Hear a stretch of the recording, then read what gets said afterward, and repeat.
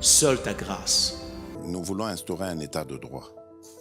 Et dans un état de droit, il y a une justice indépendante. Ce n'est pas à l'individu Félix Tshisekedi de commencer à faire justice.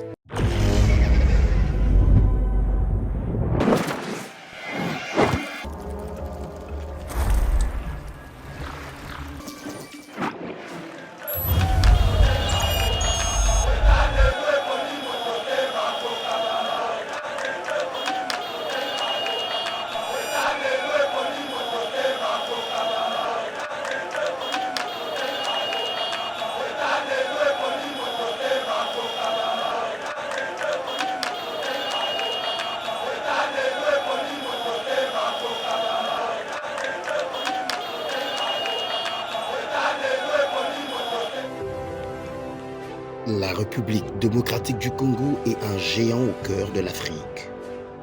Le géant a été blessé à cause de multiples guerres causées par la mauvaise gestion de ses immenses richesses tant convoitées. Lelo géant a telemi pona kotonga mboka na ye na ba élite ya sika ba congolais nyonso ya mboka pe bandeko ya diaspora. Plateforme projetrdc.com ezopesa ba opportunité ya ko travailler ensemble à distance. Kokoma investisseur to actionnaire pe ko investir na ba projet de développement na RDC.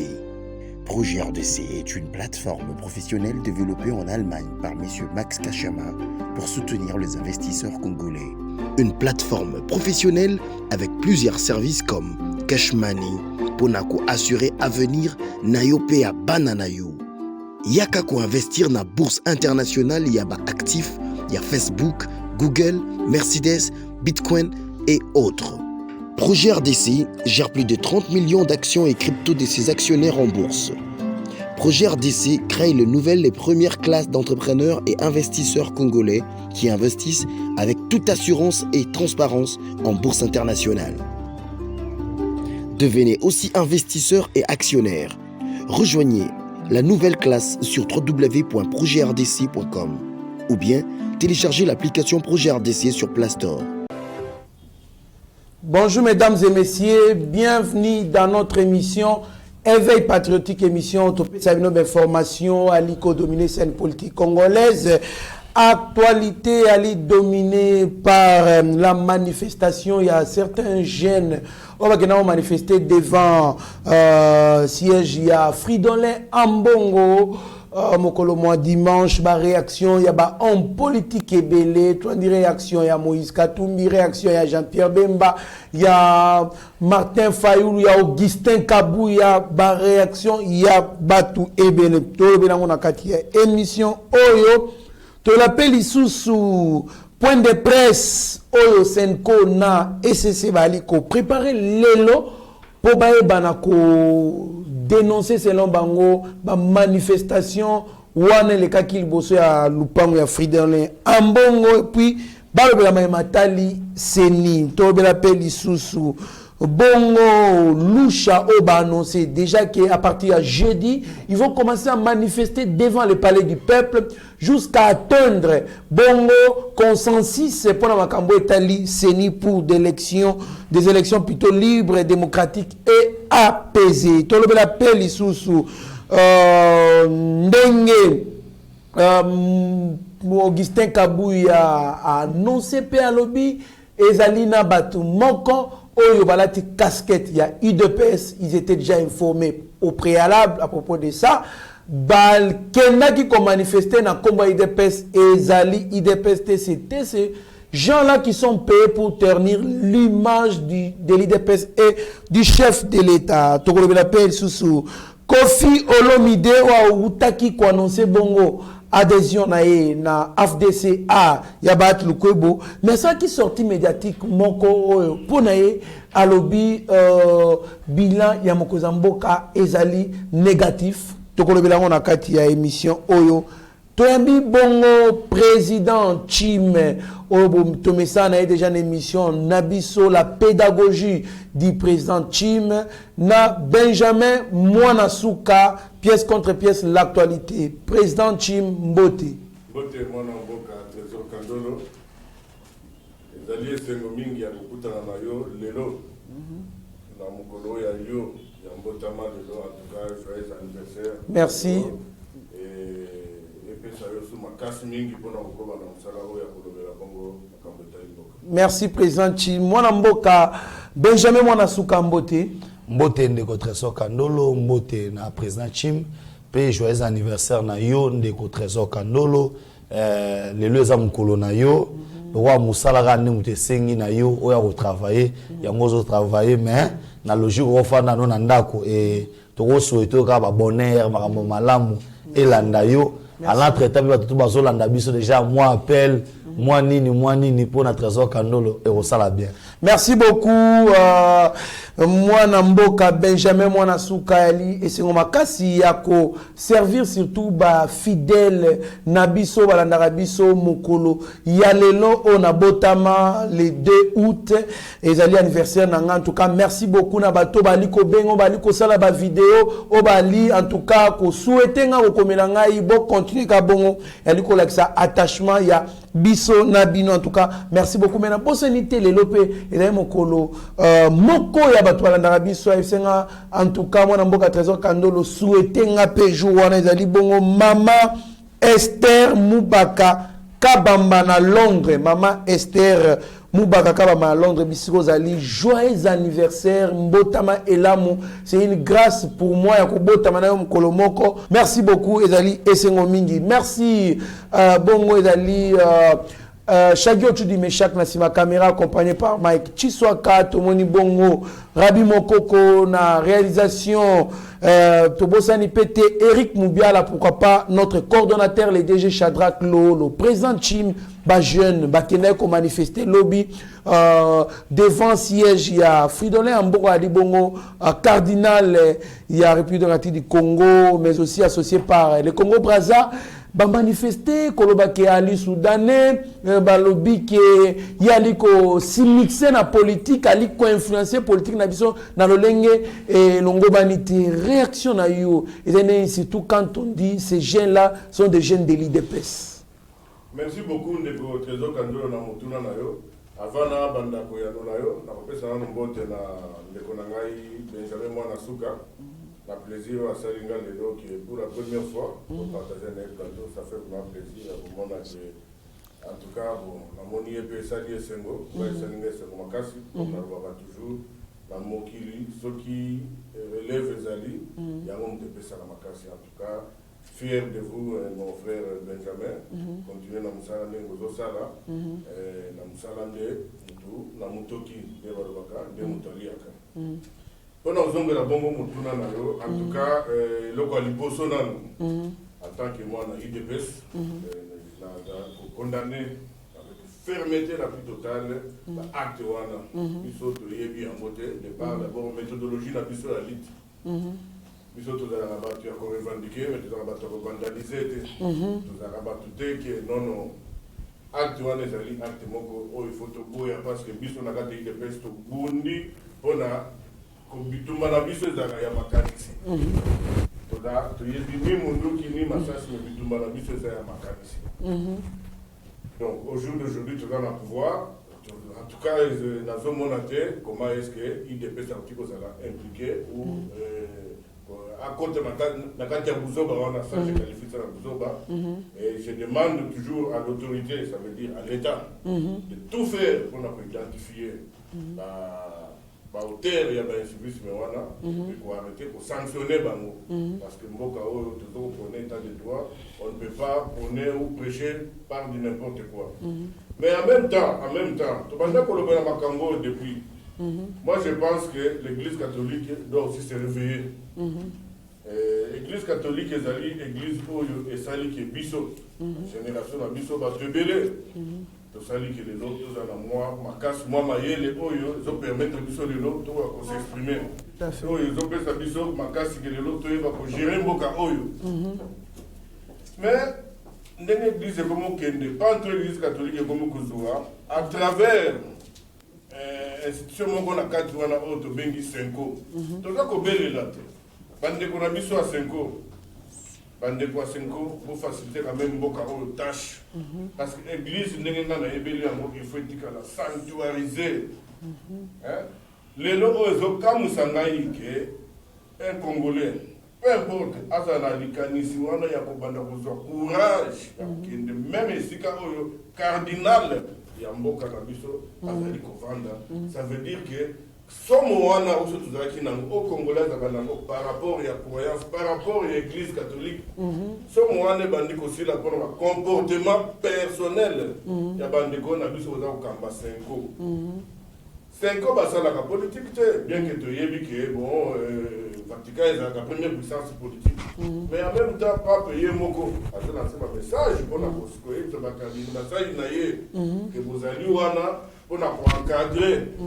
population pour guider population mais vous allez wana te pour s'aimer pour créer ba propos moko oyo tala le lobe da saison mabino donc ba propos on les bien te nous sommes tourner autour il y a autre béni présidence ya CENI on a mis acharnement wana pourquoi les lots tozana état de droit oyo c'est la voie démocratique qui prime Église catholique entre guillemets dans le l'église catholique c'est un peu faut pas il y a pas seulement que l'église catholique au Congo nous sommes un pays laïque. Et parmi les challengers, les prétendants à la poste, il y a aussi d'autres confessions. Ça veut dire que la confession là, existait. Voilà pourquoi je continue à féliciter Bandeko, confession, tant qu'il n'y a pas consensus, parce qu'il y a des amis, juge parti. Moi je pense que la voie aux Ezali, unique voie pour Nangaï qui peut trancher, c'est la voie des urnes autres monarchie. Et en même temps, pourquoi l'acharnement n'a CENI? Parce que là-bas, tout le monde qui n'a pas régime passé, il y avait à boire et à manger. Donc tout le monde dans Zoyawana c'est juste pour gagner un bon. Voilà pourquoi moi je me dis toujours, j'insiste, je persiste ceci, je dis ceci. CENI en tant qu'institution, comme commission, en tout cas pour moi je demande à ce que cette commission-là, elle a soutenu comme ça, là, système normal, parce que Mbokango état de droit comme ça. Nous avons un ministère de l'Intérieur, nous avons un ministère du plan, nous avons l'Institut national de la statistique, nous avons l'Institut supérieur de la statistique, là où il y a tous les experts dans la techniciens. Nous avons des communes, des mairies, tout ça. Pour l'État congolais a charge d'organiser l'élection, pourquoi on devait passer par des commissions? Oh, ils allaient créer des problèmes. Oh, ils allaient s'acharner pour comment institutionnaliser. Tout ça, c'était pourquoi? Pour des raisons de magouille. Voilà, là où il y a magouille, là où il y a à boire et à manger, voilà ma conséquence de l'eau. Église catholique, au Bissonus, tout ça, au Banga, tel de l'eau, la gêne, comme on a courage. En tout cas, ça ne doit plus continuer dans la Gatambo à la Bisso. Moi, je demande à l'État de faire tout son travail pour que Makambo ici. Merci beaucoup, Président Chimpona, vraiment d'éclaircissement au PC. Wana mona mboka Benjamin Nasuka Balobi Bino ba combattant à IDPS. Nde bokena ko manifester bo menacer barrière ya cardinal Fridolin Ambongo jusqu'à tel point bolingaki bokota. Heureusement la police a dispersé les jeunes qui manifester on a un drapeau il y a IDP selon bango réaction dans mon mboka. Oui, ndeko trésor c'est bien non lobby selon ça veut dire aux ana ba affirmation te ya makambo yo ozoloba aux appels na certitude te que ezali ba combattant il y a IDPS. D'abord comme étant auto bengi pays moko démocratique et pays moko laïque, je peux pas accepter qu'un groupe des individus baya pour ba ki ne ba buka ba église ba acte wana ba poser wana tonza nango d'accord te que soit ba raison ou pour ça qui bango et matisa qui bango so ba sanini ils peuvent pas aller net au monde dans la province mususu et que ba buki ba lié ba kilt et ça qui tout côté nous condamnons et nous demandons à l'état que banquette et salement tout le cateau ba hauteur il y a des troubles wana ezali ba nani bacha bango maboko to luka peto ba ndeko trésor nani atinda ki bango wana ezali premier élément ça veut dire nous compatissons avec l'église catholique avec le cardinal Fridolin Ambongo pour na koloba kino ba acte wana nous comme étant aussi membres de l'IDPS to siliki nango parce que au sein de l'église catholique hein, il y a aussi les membres de l'IDPS. Je ne peux pas être aujourd'hui mon dimine église et accepter que non, église n'a pas ensemble là. Ne retrésor Kandolo to président Chimba ya babuka yango. Parce que na zamora lisanga wana. Maintenant tu as un deuxième point. Deuxième point de place que ezali. Pourquoi ces histoires ici se font tant que ma désignation ya président Seni et Bandi? Est-ce que c'est un arbre qui cache toute une forêt? Est-ce que les actes là sont posés yango et pas pour montrer à la communauté internationale que non, en RDC ça ne va pas, tant qu'il y a vers dialogue? Point d'interrogation. Mais on doit essayer un peu d'analyser. Les provinces qui sont attaquées de Kinshasa, les Kasaï. Les Kasaï parce que bayembi que non, ils allaient fief électoral. Il y a Mokonza Mboka. Et que tout ce qui va se dire que non na Kasaï ba ça la bouille. Les gens seront d'accord pour dire que non, ceux qui font ça, ils appartiennent à pouvoir. Or, au fond il y a makambo surtout. Bato baso au point nini ba partir c'est belé. Ba attaquer wana et comme ka ono, eza bato ya IDPS. Na moi na ma vidéo moi ba tient na drapeau IDPS. Mais papa na moko to na ba IDPS chiba les ali. IDPS za moko to. Qu'est-ce qui montre que bato baza na baza bato ya IDPS Tshisekedi. Et là nous la question. Est-ce que aujourd'hui qu'on la ta drapeau IDPS et ça la mouton là qui membre IDPS? Nous voyons maintenant qu'il y a une main noire. On veut diaboliser, on veut détruire, on veut vendre mal l'image du chef de l'État. Dire que non, on commence à attaquer les églises catholiques. Un groupe de prêtres qui sont hostiles au régime Oyo. Ils veulent vendre l'image. Là, nous n'allons pas accepter. C'est pourquoi nous demandons dans le service de sécurité. Batia bateau, tout le monde a ma vidéo, on a beaucoup. Ils sont identifiables de votre trésor. Baza bateau va yebani. Ala ta drapeau ya parti nini. Naza muto yo to moni biso mona miso yebani. Bakanga bako, batuna bako. Pourquoi qu'ils aient l'IDPS? L'IDPS le alobi a quitté par exemple ôté na siège à 5 ans, a quitté pas Fridolé à Mbongo. Et qu'on s'ala mobondo ya bateau. Il y a des gars. IDPS, la question sur ma méthode non violente. Tous en opposition. On n'a pas attaqué les églises.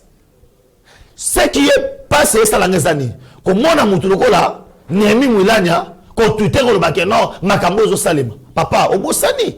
Némi Obosani. Ah, mon dossier, on va me yote. Ve, yote. Bon, yebi, lelo oyo, Rosimou qui n'a pas fait la n'a pas église. Bateau a profané l'église, le quoi, le régime passé. Et puis, le réseau comme ça, ngezani. Mais tout autour, il y a les Kamboyo. Hein? On a un impact médiatique, moi, je vais Kamboyo. Et l'équipe continue à avoir l'église. Grand golo, tout balobi. Na yebisi yo, il y a mon lobby plan B à Moyo. Ce qui se cache derrière cette histoire. Ils allaient de démontrer aux gens et comment on va dialogue. Mais dans ce yo, il n'y aura pas de dialogue. Il n'y a pas de crise au Congo. Ne cherchez pas, il y a que l'État kocha batouana maboko. Et bako samba to lukato yeba. Banani batinda ki bango. Mais ko zoyango, ko kote sa on article IDPS, l'IDPS a toujours prôné la non-violence. Et à côté, nous allons inciter les gens à la haine. Mais ces gens ici qui parlent ici, on a vu un cardinal ou a telemi, surtout pour attaquer le chef de l'État. On a vu un cardinal Oyo à combien de niveau. Il y a qu'on séparer une église, qu'on va gagner potangisa awa. Il faut qu'on aux ensemble la catholique. Merci beaucoup, mon Mboka Benjamin Nasuka, Ezali Pasi Mingi.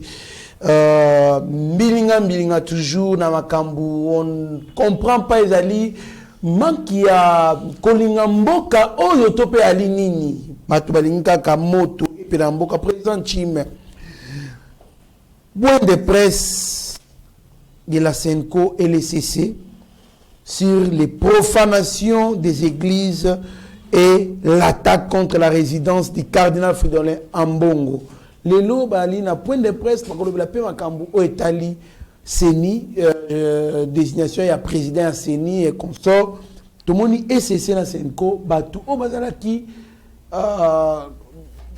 contre élection il y a Denis Kadima comme président, il y a Séni Obali qui bloqué, voire même transmission à PV. Il paraît qu'il va transmettre PV dans l'Assemblée nationale, PV sans nom.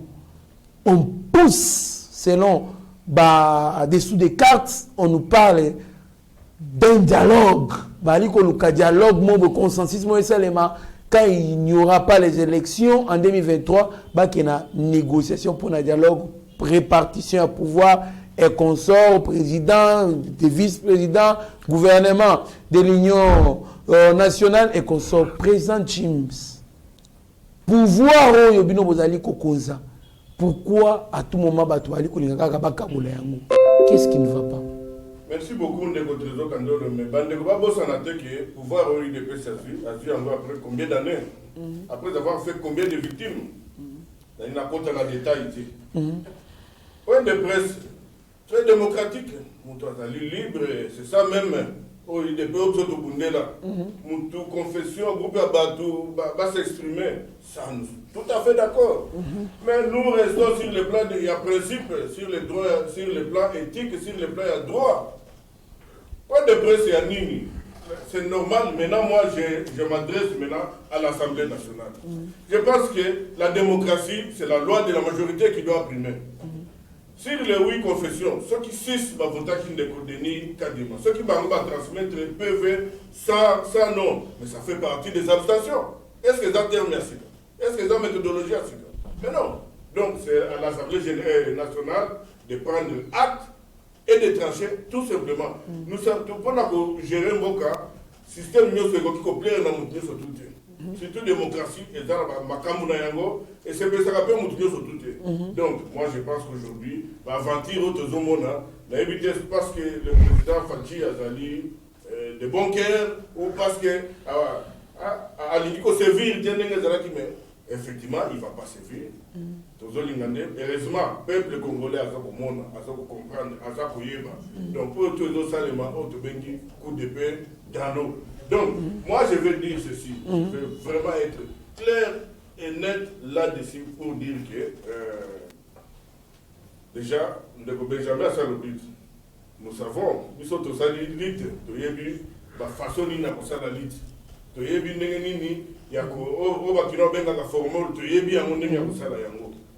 il y a une main noire derrière tout ça. Voilà, cible où allez toucher la ville, province de Kinshasa. Et puis, Kassai seulement. Politiquement, ça veut dire tout ce que ça veut dire.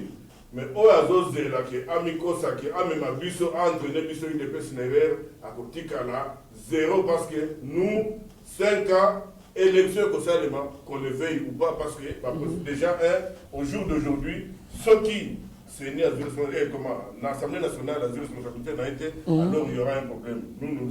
Nous disons la Bandeko, ce qu'on monde populaire. Bon, parce que pour le moment, le peuple congolais n'a pas encore mangé. Maï courant, tout ça, tout ça, on a mais comment les autres en 2021, on commence à nous distraire comme le Congo sur la 2023? Il y a encore du temps.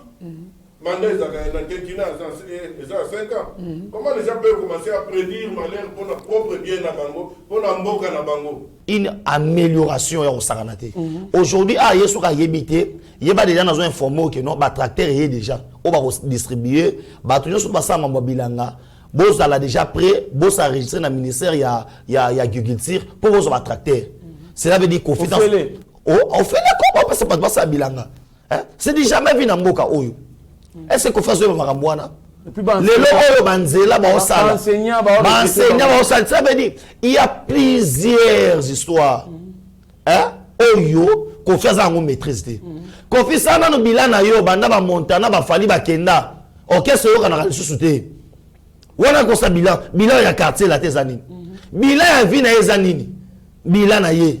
Eza ba scandale ba danseuse, ba funda ye boye, ba sala boye. Bilan les a ko beta danseuse na aéroport ko sala boye. Ça veut dire aux dignité et puis et là ko sali ya kolinga mwana ya musicien na ko ba maso voilà. Baranki na ba musicien ko mela batu mbongo. Mbongo welcome papa po ko faire mila yango. Papa Maroufi n'a pas sa montée ma Kofi. Est-ce que Kofi vous allez bienvenir? Mais si comme n'ingane ba misi. Na matanga ya papa. Azana ba rankini ko bana bana miketi mikolo ba danseuse n'en parlons pas. Ba funda e bipai na bipai. Azadinte. Obe lobi na président Chim Ao et salinga passe ba ti lukobo. Professeur nanga ya ISC. On a respecté mon prof, mais salinga soni ko ya malungu to ko Kofi. Ah, réputation ma réputation ma belle ma casse tous les plans.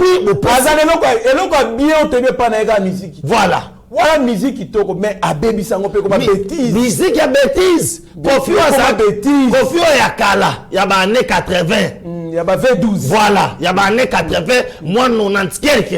Mais il y a le lote. Il y a le lote que Kofi Nzembo na ye, to go tia yango, ba na miki ba zo ka to fanda ba parents. Est-ce que ma bille oyo ba ndengala tsaka ba danseuse, ba chorégraphie na ye, to ko fanda pena mona président Chim na maman, to fanda to tala ke non, Kofi ye. Est-ce que Kofi ça modèle? Impossible. Kofi ça modèle na mboko. Pour venir taquiner les chefs de l'État, c'est l'État ça massa na et pour que ngana ko défendre yango na sen autorisation mo konza mboka te. Et je demande que on les kana émission les gars qui wana on retire maloba na yo wana parce que ezali pire et simple que problème les années il y a un groupe il y a bateau ba kanela obeta na poto te. Et pour nous satisfaire bateau wana il doit venir parler de n'importe quoi. Mais nazo senga na yo ceux qui confient ceux qui nini on retire le plus grand problème to le Mbappé aux a demi Dakar mon frère. Chose à demi Dakar numéro ça demi Dakar. Ah ça demi Dakar. Oh tata na nani ko? Après ça déjà pas na ba. Ah tika boy. Bon bengi sanga na maman mi kam to za Congolais. Na yebiso ba ça demi Dakar. Et l'Europe PCA passe ces années tango sikoyo ba poser question demi Dakar. Pe matia ndo mona bisi bilobela ote chef de l'État ko to banda bandaki asaki ni lo mokote.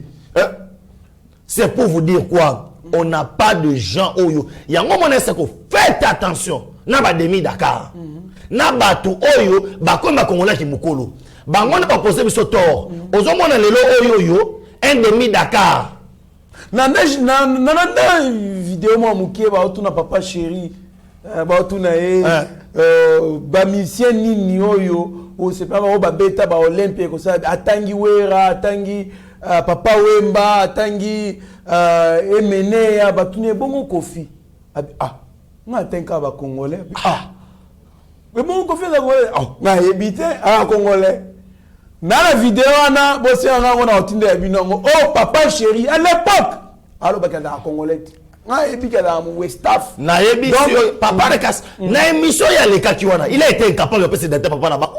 Ah bon? On belona se bena mwananse mezani. Mwananse ma pesi na ba village na ba ne pa na bango. Vraiment. Aujourd'hui tala balobi bakoye ba nzete na mbuma na yango. Mais malobo so bimisa wana azali payé et pas ya PPRD. Parce que Kofi ba tu ko bosaka ya mak. Ti sikoyo zo ne rekite ba militaire ya PPRD, nozo ko sabana FDC yango zo ma pe nyo saka to tala bino PV to ndi ba. Merci beaucoup, merci beaucoup. Mana bino bato boti. Merci. Makambutu Kofi alobaki wana ezo engagé yo. Pona ngai FDC le cause au soutenir candidat Mokonza Mboka bolongo na ka FDC. Merci. Pas problème. Merci beaucoup Kofi Olomide nga respecta ko mingi malgré moi ba dérapage ezalaka ebelé et surtout sur les plans il y a Pider hein Pider quand on parle na bato ba dérapage ba saka bilo mo boye sans comme pesa respect valeur ceux qui ba bito tanga moko na Congo mi balé komba Kofi que zanga te hein bato bazaka sans Pider akio ba bêtise na miso ba tu tout ça normal donc bato bongo et puis Kofi il faut faire la différence entre musique na politique aucun dans yebi no musique mais politique o éviter Kofi Olomide je dois vous dire que il faut oyebana nous politique ba définition ndengeni c'est l'art de gérer une cité oui oyebi définition mais gérer une cité ezali li panangu baté parce qu'il faut qu'on bana kota fondation mokonza mboka lelo fait c'est que da kuti état au cité au na niveau ni on faut comment na ko réflexion musika et milai oza ko yemba te bêtise ozali ko réfléchir en tant que mutu donc otali obi akuti pays barrière ba mois ba 250 mois ba 100 mois 30 mois na entreprise akuti corruption il y a kosakana teti na maternelle le bande konanga besho la lobaka bongo mona maternelle ali ko corrompre donc mokozamo il faut combattre bilo nyoso toana on peut parler quand même, il y a des directeurs cabinet, des ministres, ils sont emprisonnés. Je vous donne l'exemple. Il y a Vital Kamerhe, Kofolomi, des bilan. Je vous donne l'exemple. Il y a Willy Bakonga. Bon, permettre nga les alliés mission à MB, président Chimna, Benjamin, même comme s'il faut, biso peut tous ça peut battre là. Et puis de trésor, quand il Kofi Olomide, ezara moko, bato to anda oyiba na tango Kabila, bazana makala, bato apese ba moko sela bomba nzemu. La plupart bato otanga wana. Oh, mais bato na yiba na makala, bazana makala, tout à fait. Kanda wana, nde kanda ko feza longa avec chef de l'état. Ata mina no bato pe na ba yibela ngai, po ba pesa ngai bana makala, c'est que muto za muto mabe makala. C'est ça. Vraiment, ils appellent mingi. Kofi Olomide, il faut que yebake ko coincer la Kabylie, oh yo, zanakati ya militaire peut perdre. Ce n'est pas une chose facile. C'est un grand boulot mboka sali. Donc, marambo belé zali ya koyebisa yo ko redresser yo, ko recadrer yo par rapport à ba bêtise au relata ki bongo na média. Président Chim Tokomi presque na souka émission na biso.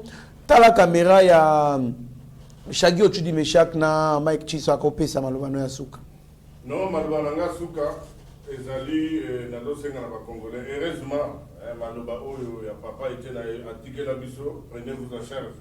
Alors féliciter les Congolais belé lelo, ba komi ko se prendre en charge, ça veut dire ba komi ko landela. Oyo nini oyo ba décider ka pona bango parce que très souvent bazala ki ko s'occuper na ngote. On va décider s'il sort dans Bango. Dans la plupart, c'était des aventuriers. Oh, que tous qui n'ont pas déboulonné, malembe. Donc, dans le Saka va Congolais que tous à la soudée, tous à l'ensemble, tout le monde a une distraction. Ce qu'on m'a dit, Moutali, que ça l'a mabé, des Congolais, Théaïe, et puis on est Congolais, oh, ils ont dit que mon akaka libumunayo. Ma famille, et que Congo, c'est pour les Congolais. Et moi, je pense qu'à partir de la de pouvoir, tu vas qu'il y a un autre. Autres hommes, les alliés, agitation parce que les jours où les paix seront au pouvoir, il n'y aura plus d'opposition au pays. Voilà pourquoi opposition sur le plan politique, boye, exalté, et comme il va comme il va tout bas, distraction, comment est-ce que nous pouvons, au jour d'aujourd'hui, s'attarder sur la désignation Yamoudou Oyo, c'est-à-dire censé juste pour la commission Oyo, entre guillemets, il faut organiser des élections. Parce que tout le monde a besoin des élections. Donc, Badeko, Botika, qu'il ait fonctionné normalement. Donc, c'est la construction qui va féliciter notre équipe à Eba TV. Merci. En tout cas, Nzamba Barcelone est belé. Merci. Merci, amen. Nous avons félicité Bango Nosoba Meshak, Barabi. Donc,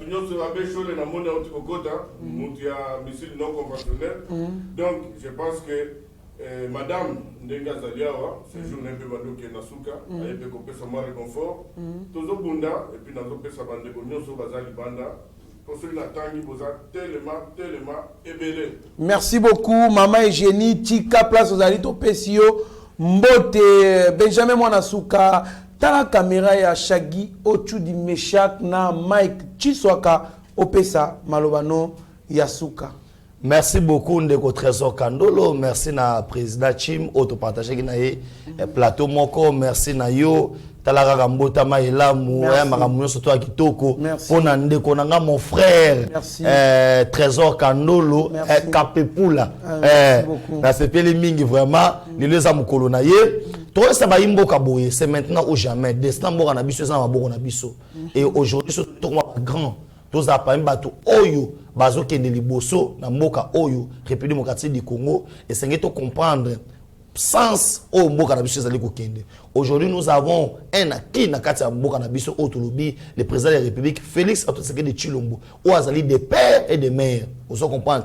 Oh lelo oyo makasi. Bokasi toi ba Congolais photo sangato za la esika moko yango na oyesa bino ete to bundaka tina suka pesi mbote na batunyo soto leno otanga na ba kombote po ya koma o atanga ki bwasa ki boy mena pesi numéro à téléphone pour na bato tout bazala intéressé na projet ya bilanga pe auto bengi élevage na République démocratique du Congo bisika wa posa poso ba renseignement ya rosomba mabele to sala ndenge nini na zana poto na zana pays boy e bon na osala ndenge nini na sina lembi ko tina ba parfum na bilamba po ezo futa na ngote to liesa Congo numéro à téléphone ya ngwana plus 243 9 70 40 89 57. Plus 243 9 70 40 89 57. Soit au combien na Facebook. Benjamin Mwanasuka. Merci beaucoup Ndeko Trésor. Merci beaucoup Mwanamboka. Benjamin Mwanasuka, Bozalaki Ebele pour nous kolanda émission éveil patriotique branche la pédagogie du président Chims. En tout cas, merci parce que Bozalaka toujours fidèle Nabiso, Bozala branché sur Yeba TV, Bozala décidé les deux ali anniversaire nangai, botine langa ba vidéo, botine langa ba message, boyembe langai et ko sala nga bien. Moko abino wa sepesa abino akota bandako na bino chaque jour le anniversaire nae bochanga na ba stati na ba story ya Facebook e ko sala bien e ko sepelisanga na mona peke no balinganga ndenge nga pe na lingaka bino pona ko servir bino donc bobo ça na pété ba champagne na botindelanga. Restez branchés sur notre chaîne, vous ne serez en aucun cas déçus. Mieux vaut être maître de son silence que plutôt esclave de ses propres mots. Merci. Seigneur, que ta grâce, seule ta grâce. Nous voulons instaurer un état de droit. Et dans un état de droit, il y a une justice indépendante. Ce n'est pas à l'individu Félix Tshisekedi de commencer à faire justice.